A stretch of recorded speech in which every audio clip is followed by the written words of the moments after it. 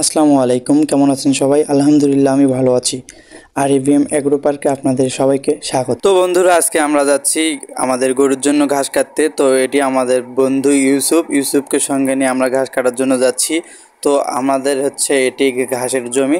এই জমিতে কিছুদিন পর আমরা ঘাস কাটবো। তো আমরা আমাদের ঘাসের জমিতে এসে পড়েছি। ইউসুফ ভ্যানটি এখানে রাখলেন। তো আমরা এখন যাব ঘাসের জমিতে ঘাস কাটার জন্য। এটি আমাদের ঘাসের জমি। এই ঘাসগুলো অনেক ছোট, এখনও খাওয়ার উপযুক্ত হয়নি। তো এই পাশে দেখতে পাচ্ছি আমরা বিছন ধানের জন্য।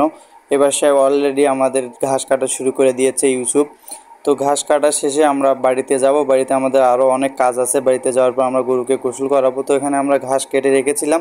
ঘাসগুলোকে আমরা কিছুক্ষণ পর এখানে এক জায়গায় করব। এক জায়গায় করে আমরা রওনা দেবো আমাদের বাড়ির পথে ইনশাআল্লাহ।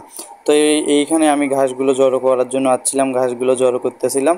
তো এর মধ্যে দেখি ইউসুফ ওই সাইডে একটু রেস্ট নিচ্ছে, বসে আছে। তো ও বসে আছে, তো আমি এই পাশে একটু কাজগুলো সেরে নিচ্ছিলাম। তো এরপর আমরা বাড়িতে যাওয়ার পর আমাদের অনেক কাজ, সেই কাজগুলো আমরা সেরে নেব। তো আমি ঘাসগুলো নিয়ে যাচ্ছিলাম আমাদের ভ্যানে নিয়ে যে আমরা ঘাসগুলো উঠাচ্ছিলাম। তো এই পাশে আমি ভ্যানে উঠালাম ঘাসগুলো। উঠানোর পর আমরা আমাদের বাড়িতে রওনা দেব।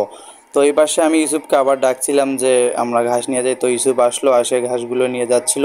তো ইউসুফ কিন্তু অনেক সুন্দর কাজ করতে পারে। ওর ঘাড়ে ঘাস নেয়, আমি ঘাড়ে ঘাস নিতে পারি না। পেটের ওপর ভর করে আমি ঘাসগুলো নিয়ে যাই। তো ইউসুফ কিন্তু ঘাড়েই ঘাসগুলো নেয়, নিয়ে ও অনেক শক্তিশালী, ওর অনেক শক্তি। তো ওর জন্য দোয়া করবেন যাতে ওর শক্তি আরও বাড়িয়ে দেয় মহান আল্লাহ তাআলা। তো আমরা ঘাস নিয়ে যাচ্ছিলাম, আমাদের বাড়ির পথে রওনা দিলাম আমরা ঘাস নিয়ে। ইউসুফ ভ্যানটি নিয়ে যাচ্ছিল।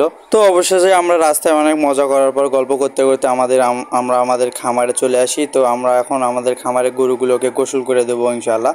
তো আমরা আমাদের গরুগুলোকে গোসল করে দিচ্ছিলাম। তো ওদের একটি বদ অভ্যাস যে ওরা শুয়ে থেকে ওঠার পরে ওরা কিন্তু গোবর দেয়। গোবরগুলো আমরা পরিষ্কার করছিলাম। পরিষ্কার করার পর আমরা গরুকে আমাদের গোসল করে দিচ্ছিলাম, যেটা আমরা প্রতিনিয়ত করে থাকি। এই কাজগুলো আমরা শুধু আজকে ভিডিওর মাধ্যমে দেখাচ্ছি না, সব সময় আমরা এই কাজগুলোই করে থাকি সব সময়।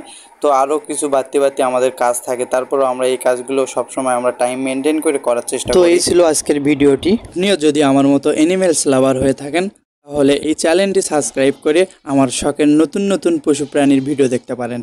তো এই ছিল আজকের ভিডিওতে। দেখা হবে আবার অন্য কোনো ভিডিওতে।